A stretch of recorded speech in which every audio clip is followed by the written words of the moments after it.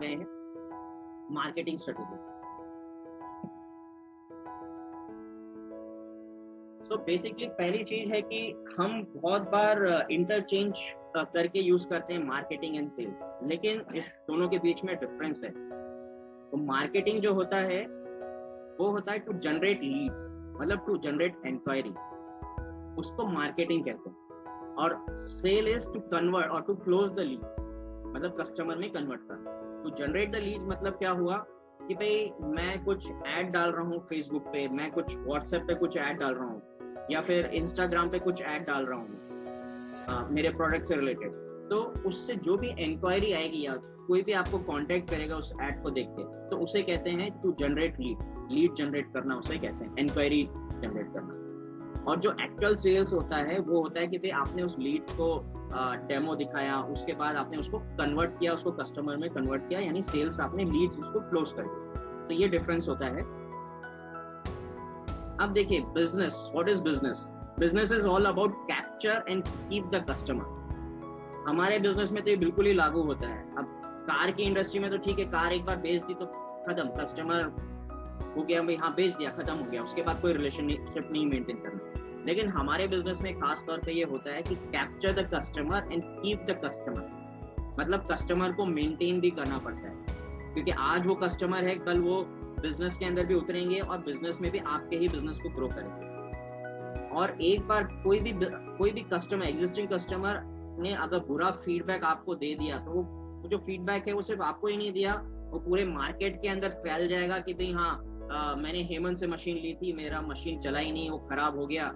तो वो ना तो किसी दूसरे को रेफर करेगा, और अगर कोई उसके पास जाएगा भी कि भाई हाँ मैंने तो हेमंत ने इस तरह से डेमो दिया है, मैं सोच रहा हूँ कि भाई उससे मशीन ले लूँ, वो बोलेगा नहीं नहीं मत, बिल्कुल मत लेना, मैं तो फंस गया। तो इसे कहते हैं कि भाई आपको मेंटेन करना है कस्टमर को, आपको रेगुलरली बात करना है, मशीन कैसे चल रही है, हेल्थ कैसे चल रहा है, हेल्थ वाइज आपको कुछ इम्प्रूवमेंट दिखा कि नहीं दिखा, उनको इनवाइट करने का है कि भाई आइए प्रोडक्ट डेमो अटेंड कीजिए, इसके बेनिफिट्स क्या हैं, इसको कैसे यूज करना है। तो इसे कहते हैं कि भाई आपको कस्टमर को मेंटेन करना। अब देखिए कि भाई अच्छा, इधर एक होमवर्क है कि भाई आप 10 से 15 अपने खुद के स्ट्रेटेजीज बनाइए या अपलाइन के साथ डिस्कस कीजिए कि भाई हाउ टू कैप्चर कस्टमर, और 10 से 15 स्ट्रेटेजीज बताइए कि भाई अपने खुद लिखिए कि भाई आप कैसे उसको मेंटेन करेंगे। तो इससे फायदा आप ही को होगा।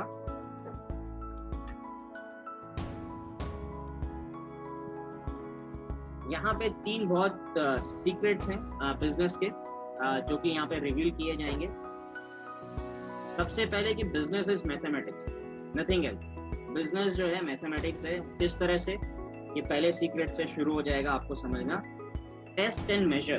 तो टेस्ट एंड मेजर के अंदर वो क्या कहते हैं कि बेसिकली जैसे इन्होंने बताया कि भाई एक आप स्क्रिप्ट आप तैयार कर लीजिए, या कुछ 2-3 स्क्रिप्ट्स आप तैयार कर लीजिए, और उसको मार्केट के अंदर, मतलब कि जब हमारा प्रोस्पेक्ट ज्वाइन करता है, अच्छा ये इनविटेशन के टाइम आप स्क्रिप्ट रेडी कर सकते हैं 4-5 तरीके का। आप जब डेमो खत्म होता है तो डेमो खत्म होने के बाद 4-5 तरीके के स्क्रिप्ट्स आप रेडी करके रख सकते हैं कि मुझे क्या बोलना चाहिए सेम फॉलोअप के टाइम पे। ये स्क्रिप्ट आप रेडी करके रखिए और हर एक स्क्रिप्ट को टेस्ट करते रहिए। जितनी बार आप डेमो देंगे तो उसमें से कोई एक स्क्रिप्ट उठाइए उस सिचुएशन पे और वो स्क्रिप्ट टेस्ट कीजिए और देखिए कि भाई उसका इम्पैक्ट क्या होता है। नेक्स्ट स्टेप आपके प्रोस्पेक्ट ने क्या लिया। एक एग्जांपल है, जैसे कि भाई हम एक बाटा के शोरूम में हम गए, ठीक है, और ये लाइव टेस्ट किया था, ये जीवन ने किसी डीलर को सजेस्ट किया था और उससे उसका सेल बढ़ गया था। तो देखिए अब एक बाटा के शोरूम में जाते हैं आप, तो आप देखेंगे सेल्स पर्सन आके चुपचाप से खड़ा हो जाता है आपके पास, कुछ भी नहीं बोलता। तो बेसिकली वो आपसे इंटरेक्ट ही नहीं कर रहा है। तो एक शॉप के अंदर जूते की दुकान में इस तरह से हो रहा था। तो वो जीवन को अप्रोच किया उधर, क्योंकि बिजनेस कोच हैं, बिजनेस बढ़ाने में मदद करते हैं, तो अप्रोच किया। तो उसने पूरा कुछ 1 महीना कुछ एनालिसिस किया कि भाई क्या क्या चल रहा है, क्या क्या हो रहा है शॉप के अंदर। फिर उसने बोला कि भाई ये यहाँ प्रॉब्लम है। सबसे पहला तो आपका सेल्स पर्सन है, कुछ इंटरेक्ट ही नहीं करता है। आपका जो भी कस्टमर शॉप के अंदर एंटर करता है तो वो कुछ इंटरेक्ट ही नहीं करता। तो उसने कुछ 4-5 स्क्रिप्ट्स दिए, बोले कि ये स्क्रिप्ट्स हैं। पहला स्क्रिप्ट है जैसे ही कस्टमर एंटर करे तो जो सेल्स पर्सन है, जो शूज जूते आपको दिखाता है, वो उससे ही बोलता है मे आई हेल्प यू। ठीक है, एक ये स्क्रिप्ट हुआ। फिर ये है are you looking anything unique today, ये स्क्रिप्ट हुआ। तो ऐसे कुछ 4-5 उसने स्क्रिप्ट्स दिए वहाँ के जो सेल्स पर्सन थे उन लोगों को। अब इसके बाद क्या किया कि भाई सेल्स पर्सन को बोला कि ये आप यूज करो। अब ये यूज करने के बाद देखिए ज्यादातर लोग जो है विंडो शॉपिंग के लिए जाते हैं, मैक्सिमम ज्यादातर लोग, या फिर प्राइस पता करना चाहते हैं और फिर सोचते हैं कि भाई हम बाद में आके खरीदेंगे या दूसरे शॉप में जाके हम देखते हैं एक बार, या ऑनलाइन देखेंगे। तो ये 4-5 स्क्रिप्ट दी।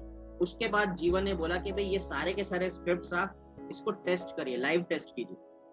अब उसके बाद जिस स्क्रिप्ट का ज्यादा फायदा दिखने लग गया, ज्यादा रिजल्ट कन्वर्ट हुए कि भाई एटलीस्ट कस्टमर आके बैठ रहा है और देखने को रेडी हो जाता है, या एटलीस्ट मांगता है कि भाई हाँ ये शूज तो दिखाओ, मेरा ये साइज है पैरों का और ये शूज मेरे को दिखाओ। तो उस तरह से उसने क्या बोला कि भाई मैंने क्या किया, वहां पे जाके मैंने स्क्रिप्ट दिया, मैंने उन सेल्स पर्सन को बोला कि टेस्ट करो स्क्रिप्ट को, फिर मेजर करो कि ये वर्क भी हो रहा है कि नहीं। फिर जो स्क्रिप्ट आपका वर्क हुआ उस स्क्रिप्ट को ही आप पकड़ के चलो और उसको ही आप और एनहांस करते रहो। तो बेसिकली साइक्लिक चीज है, ऐसा नहीं है कि भाई एक बार आपने कर लिया तो खत्म हो गया। आपको टेस्ट करते ही रहना पड़ेगा, मेजर करते ही रहना पड़ेगा, और जो चीज वर्क हो रहा है उसको और एनहांस करते रहना पड़ेगा। तो ये एक साइक्लिक चीज है जो उन्होंने बताया था कि मैथमेटिक्स है बेसिकली। तो आप टेस्ट कर रहे हैं, पहले तो स्क्रिप्ट रेडी कर रहे हैं, फिर टेस्ट कर रहे हैं और मेजर करते हैं और फिर उसको और बड़ा बनाते हैं। तो एक ये पॉइंट उन्होंने बताया। फिर दूसरा point acquisition cost, cost of acquiring a prospect to convert into customer. तो बेसिकली इसको बताने के लिए मैं एक स्प्रेडशीट शेयर करता हूँ।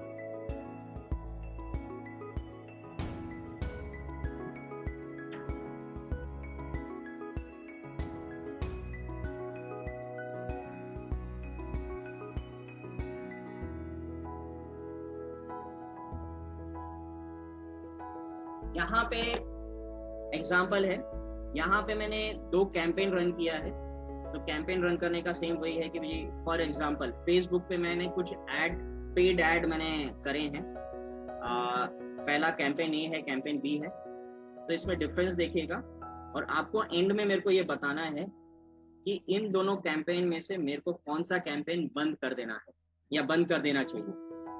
तो देखिए बेसिकली जब भी हम कोई ऐड रन करते हैं, बेसिकली कोई इंक्वायरी के लिए कोई ऐड रन करते हैं, तो कैंपेन ए के अंदर उसका कॉस्ट है $200, कैंपेन बी के अंदर सेम एक इंक्वायरी का कॉस्ट है $40। ठीक है, यहाँ पे मैंने 10 इंक्वायरीज की तो मेरा टोटल कॉस्ट यहाँ पे हो गया $2000 का। सेम वहीं पे मैंने 50 इंक्वायरीज की, मेरा जो कॉस्ट हो गया उस ऐड को, उस कैंपेन को रन करने का $2000। यहाँ पे बेसिकली सिर्फ एक ही सेल मेरे को मिल पाई, जो मैं कैंपेन ए जो रन किया तो उससे मेरे को सिर्फ एक ही सेल मिल पाई। तो आप देखेंगे कि मेरा इस सेल को एक्वायर करने का मतलब मेरा एक्विजिशन कॉस्ट हो गया $2000 पर कस्टमर। ठीक है, अब सेम वही जो मैंने कैंपेन बी जो रन किया, मेरे को 10 सेल उससे आ गई, तो वहां पे आप देखेंगे मेरा एक्विजिशन कॉस्ट पर कस्टमर हो गया $200 का। ठीक है, अब एज्यूम कीजिए कि भाई आपका प्रोडक्ट का जो भी प्रोडक्ट है उसका प्राइस है $27,000। ठीक है, और आपका कैंपेन ए के अंदर जो प्रॉफिट हुआ, नेट प्रॉफिट हुआ, वो $25 का हुआ, क्योंकि 2000 तो आपने यहाँ पे स्पेंड कर दिया है इस एक सेल को एक्वायर करने। तो आपका नेट प्रॉफिट हुआ $25,000 सॉरी। सेम अगर इधर देखेंगे, क्योंकि आपने यहाँ पे 10 सेल की है और आपके प्राइस है एक प्रोडक्ट का $27,000, तो टोटल अगर आप देखेंगे तो ये $270,000 का होता है, जिसमें से $2,000 जो है आपका कॉस्ट आप निकाल देंगे तो आपका नेट प्रॉफिट हुआ $268,000। ठीक है, तो ये 2 कैंपेन मेरे ख्याल से समझ में आ गया होगा, बहुत ही सिंपल है। कॉस्ट है, नेट प्रॉफिट हमको निकालना है। तो सवाल ये होता है कि आपको इन दोनों कैंपेन में से कौन सा कैंपेन बंद कर देना चाहिए? ए वाला बंद कर देना चाहिए। ए वाला, ओके, ए वाला बंद कर देना चाहिए क्योंकि उधर एक ही सेल हुआ है और हमें नेट प्रॉफिट 25,000 हुआ है। ओके, तो मेरे ख्याल से मेजॉरिटी यही कह रहे हैं कि कैंपेन ए बंद कर देना चाहिए, राइट।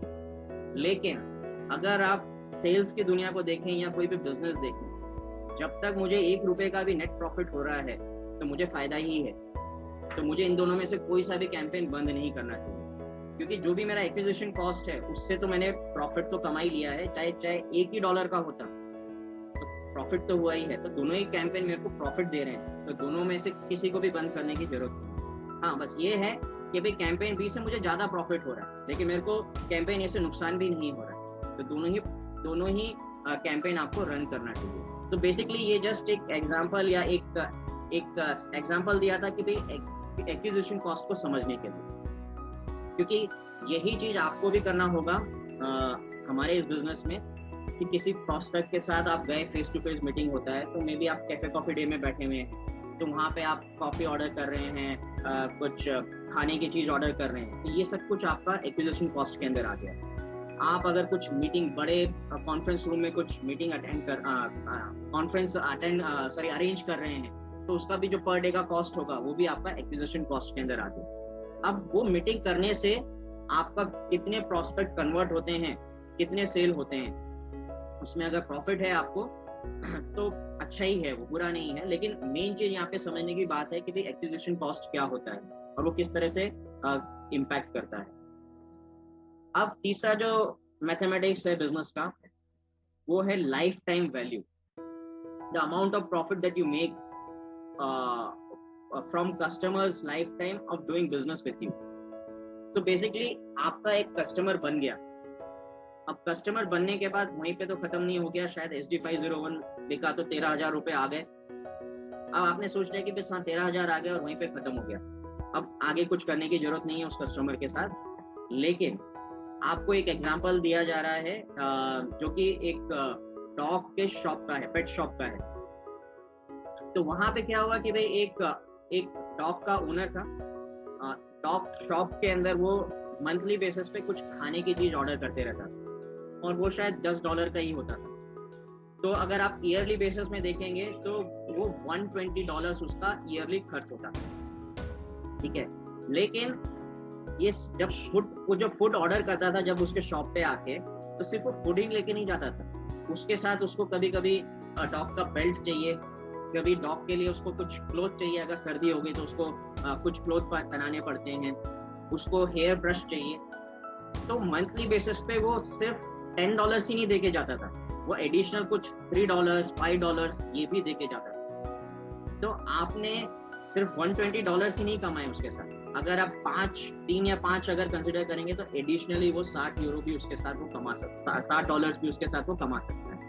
तो बेसिकली इसको कहते हैं लाइफ टाइम वैल्यू, उस कस्टमर की लाइफ टाइम वैल्यू। और हमारे बिजनेस में तो पूरी तरह से एप्लीकेबल है, क्योंकि एक बार जो कस्टमर बन गया हमारा, तो वो 13,000 रुपए SD501 के नहीं देके जाएगा, वो अगर बिजनेस में भी कन्वर्ट होता है, बिजनेस की तरफ भी अगर वो करता है आगे, बिजनेस डिस्ट्रीब्यूटर बन जाता है, तो वो और आपको इनकम करके देगा।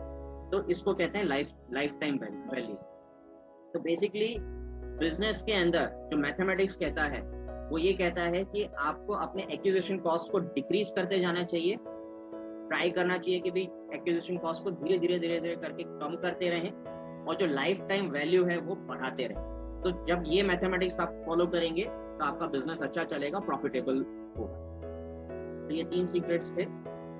अब आता है लास्ट थिंग, कुछ 5 क्वेश्चंस हैं जो कि हमें पूछना चाहिए अपने आप से कि भाई who is my target audience या मार्केट।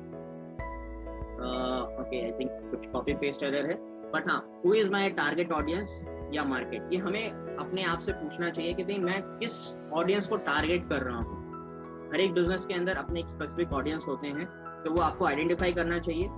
फिर आपको देखना चाहिए कि भाई where do I find them in the highest concentration, तो वो आपको देखना चाहिए कि भाई मेरे को कहाँ मिल सकते हैं, मेरे जो टारगेट ऑडियंस है मेरे को कहाँ मिल सकते हैं, तो वो आइडेंटिफाई करना चाहिए हाईएस्ट कहाँ। तो क्योंकि क्या होगा ना, आप देखेंगे अगर किसी ने भी फेसबुक का ऐड किया होगा या किसी का भी कहीं पे भी ऐड आपने रन किया होगा, तो वहाँ पे भी पूछा जाता है कि भाई आप सिर्फ इंडिया के लोगों को टारगेट कर रहे हैं या फिर आप सिर्फ केरला के लोगों को टारगेट कर रहे हैं, स्टेट वाइज भी उसके अंदर बाइफर्केशन होता है, या फिर आप US के लोगों को टारगेट कर रहे हैं, ठीक है। तो इस तरह का कंट्री वाइज होता है। इस तरह का भी होता है कि भाई आप सिर्फ फीमेल कैटेगरी के लोग, फीमेल को टारगेट कर रहे हैं, मेल को टारगेट कर रहे हैं, बच्चे को टारगेट कर रहे हैं, तो उसके अंदर स्पेसिफिकली आपको चेक करना होता है कि चेक बॉक्स होता है, तो आपको चेक करना होता है कि भाई हाँ नहीं मेरे जो टारगेट ऑडियंस है ये है, वो तो कर दिया आपने। उसके बाद आपको करना होगा कि उसका हाईएस्ट कॉन्सेंट्रेशन कहाँ पे होता है। जैसे मैं बैंगलोर में हूँ, तो मैंने दिया था कि भाई हाँ मुझे बैंगलोर एंड कर्नाटका के लोगों को मेरे को टारगेट करना है, तो फेसबुक का जो एड रन किया था तो वो आप उसमें ये कर सकते हैं। तो आपको जो एड दिखाया जाएगा, जो फेसबुक एड दिखाएगा, तो वो सिर्फ उसी जगह पे ज्यादा दिखाएगा। और अगर आप फीमेल को कर देंगे तो जो फेसबुक जो ओपन करेंगे, तो जो फेसबुक का पेज जैसे ही फीमेल ओपन करेगी, वहां पे ऐड जो रन, आप लोगों को भी दिखता होगा कभी कभी फेसबुक का आप स्क्रॉल करते रहेंगे तो एकदम से कुछ ऐड आ जाते हैं, फ्लैश होता है।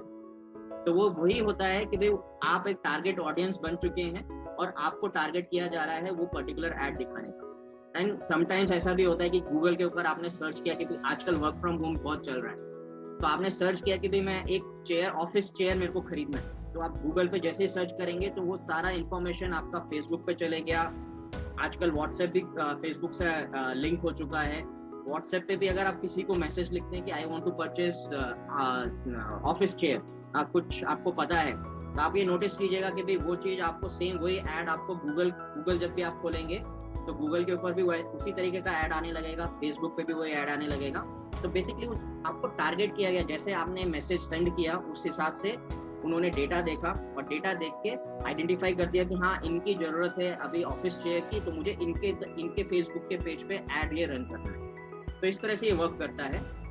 जहाँ पे आपका हाईएस्ट कॉन्सेंट्रेशन है आपके ऑडियंस का, उसको टारगेट किया जाता है। फिर जब आपने ये देख लिया कि भाई हाँ मेरा टारगेट ऑडियंस कौन है, कहाँ पे ज़्यादा मिलेंगे, तो आपको उनको ऑफर करने के लिए क्या है, आप उनको क्या दे सकते हैं। आप उनको फेस टू फेस डेमो दे सकते हैं, आप ऑनलाइन डेमो दे सकते हैं, अगर आसपास है तो फेस टू फेस उनको बुला भी सकते हैं।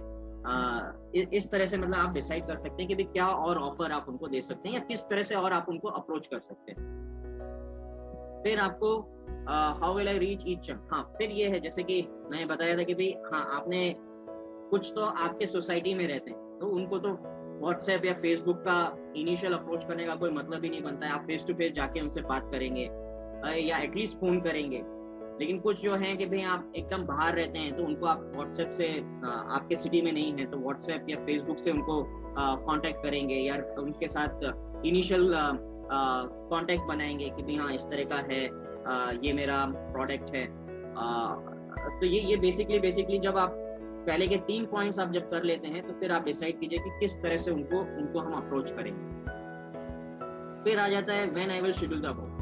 फिर एक एक चीज आप कब शेड्यूल करते हैं कि भाई हाँ आपको पता पड़ गया कि ये मेरा टारगेट ऑडियंस है, ठीक है, पहले 5 दिन तो मैं ये आइडेंटिफाई करूंगा, महीने के पहले 5 दिन तक। फिर मैं प्रोस्पेक्ट जब मेरा आइडेंटिफाई हो जाएगा, तो फिर मैं नेक्स्ट 5 डेज तक मैं हर एक को कॉल करूंगा, या हर एक को, या जो मैंने आइडेंटिफाई किया ये 5 लोगों को मैं कॉल करूंगा, 5 लोगों को फेसबुक पे मैं कांटेक्ट करूंगा या व्हाट्सएप के कुछ मैसेज भेजूंगा।